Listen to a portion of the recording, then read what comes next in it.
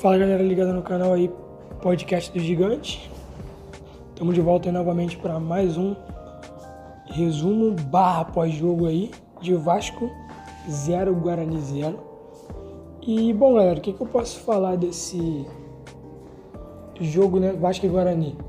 Assim, primeiro eu tenho que chamar a atenção pro árbitro do jogo, que infelizmente, cara, foi muito infeliz, assim, muito mesmo.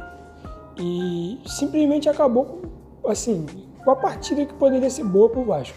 Não só pro Vasco como pro Guarani. Prejudicou o Guarani muitas vezes, parando o jogo desnecessariamente. Teve lances que ele parava para ficar dando bronca nos outros desnecessária. Aí ia lá se aparecer pro banco de reserva para poder falar que não pode isso, que não pode aquilo. Toda hora era uma paradinha besta.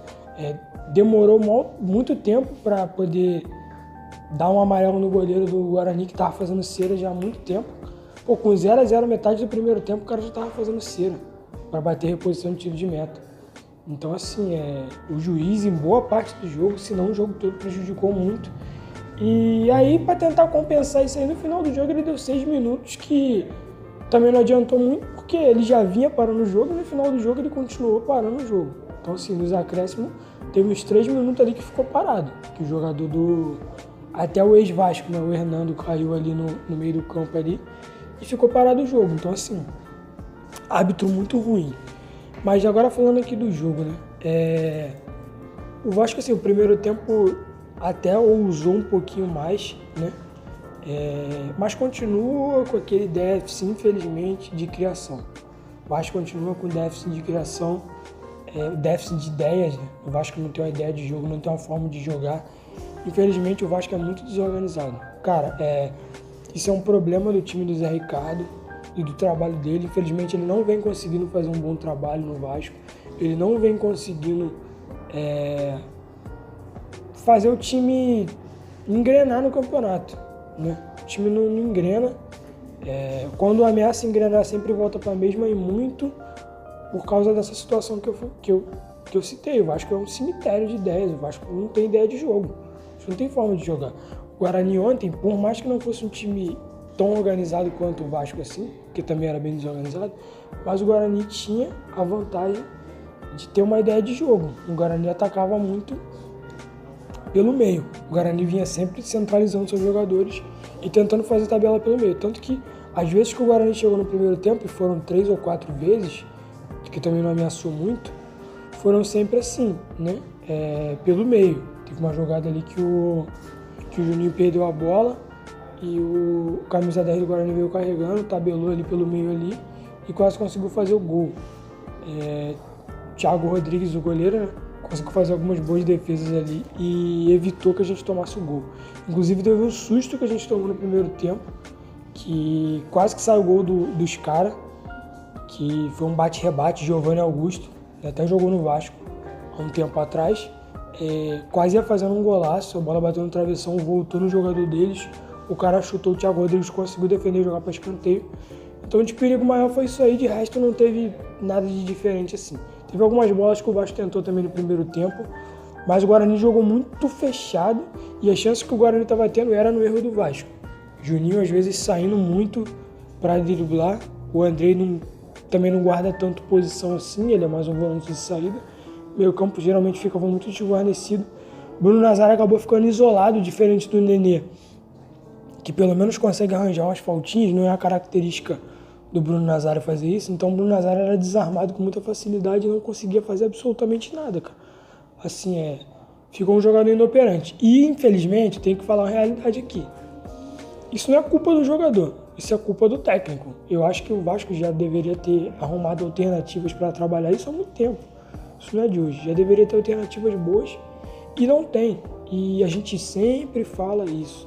Quando o Vasco não joga no 4-3-3 clássico e feio, o Vasco joga no 4-2-3-1, igual jogou ontem, que também não dá resultado. Mais uma vez, na minha visão, o Figueiredo, no primeiro tempo, foi o melhor jogador. Estava conseguindo umas escapadas boas ali. O Peck também não foi de tudo ruim, conseguiu também algumas escapadas.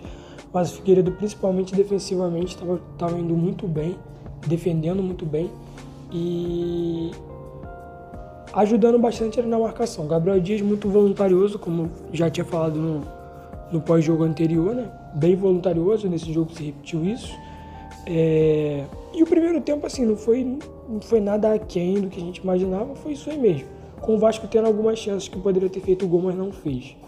No segundo tempo mudou bastante, porque com a saída do Juninho e do Andrei, o Vasco tirou esse jogo posicional que estava e de bola alçada, e aí começou a trabalhar mais por dentro. E aí, com a entrada do Palácio, o Vasco cresceu e foi outro Vasco.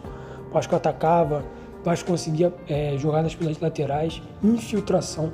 Não era aquilo tudo, mas o Vasco conseguiu criar muitas jogadas. Inclusive, teve uma jogada que o Eric cabeceou, que no canto quase fez o gol, o goleiro tirou na ponta do dedo.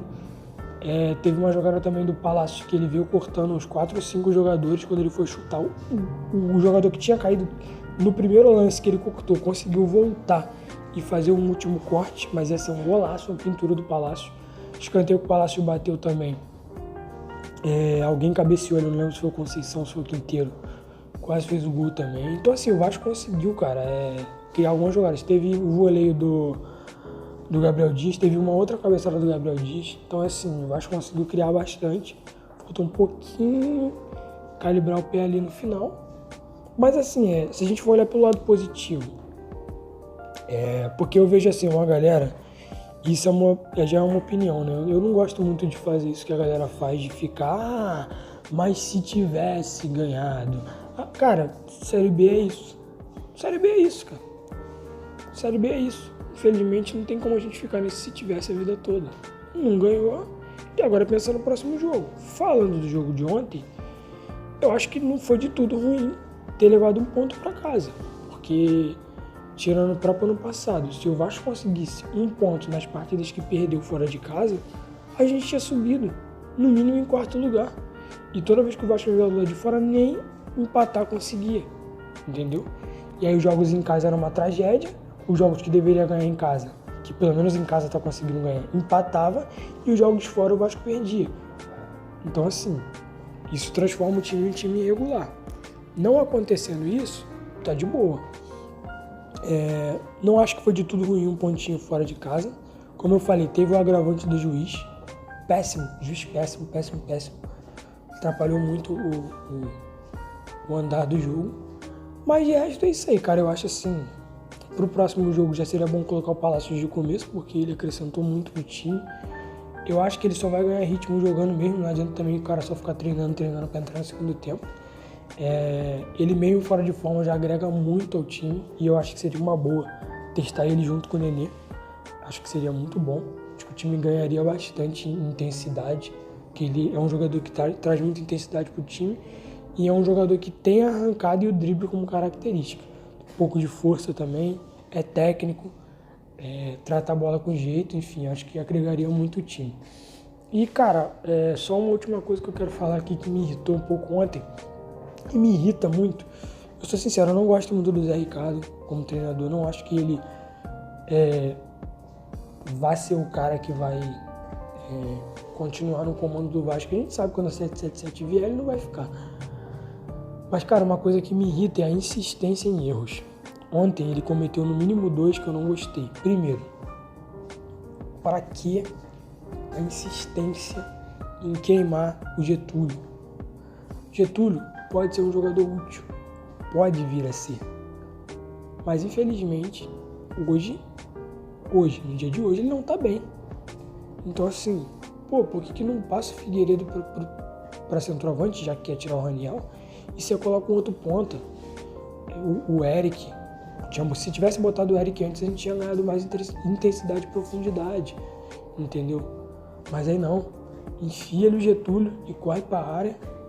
O Getúlio nem tocou na bola, cara, como no jogo anterior, entendeu? Ele tem feito substituições ao Léo. Ontem ele colocou o Matheus Barbosa. Bem, eu gosto do Matheus Barbosa até mais do que o Zé Gabriel. Eu vejo uma galera elogiando o Zé Gabriel pelo lance de, não, mas ele rouba mais bola e tal. Tem uma chegada na área, mas, cara, erra muito passe no meio. Já o Matheus Barbosa, ele simplifica. No 1 e no dá, ele volta pra trás, pô. Uma coisa que o Zé Gabriel não faz. O Zé Gabriel é muito lento. Eu particularmente não gosto do Zé Gabriel. Mas assim, já que botou o Matheus Barbosa, por que não botou o Eric antes? Entendeu? Quando ele tirou o Nazário e botou o Palácios, era uma troca natural, mas já era para ter feito isso na volta do segundo tempo. Ele ainda esperou um tempo para fazer isso. Então, assim, é muita insistência em erros que atrapalha. Então, ontem também boto um pouco na conta do Zé Ricardo aí. A demora para fazer substituições eu acho que atrapalhou. E um outro erro grotesco que ele tem feito, muitas vezes eu tenho visto, e eu não curto muito, é o fato de, cara, a gente precisa estar mesclando Edmar e Riquelme. Isso é fato. Isso é fato. Não tô falando que o Edmar ontem fez um jogo ruim, mas aí você acaba não dando rodagem pro jogador. Se ele testar cada jogo e botando o Riquelme um pouco, e botando, eu acho que o Vasco, principalmente no segundo tempo, cara, agrega. Só que ele não faz isso. Ele bota o Riquelme hoje e aí, beleza. Esgota o Riquelme. Aí depois ele não bota mais. Aí fica só o Edmar. E não acrescenta o time, cara. E assim, repito, o Vasco tem peças interessantes em relação ao ano passado. O Vasco tem peças interessantes que podem ser testadas.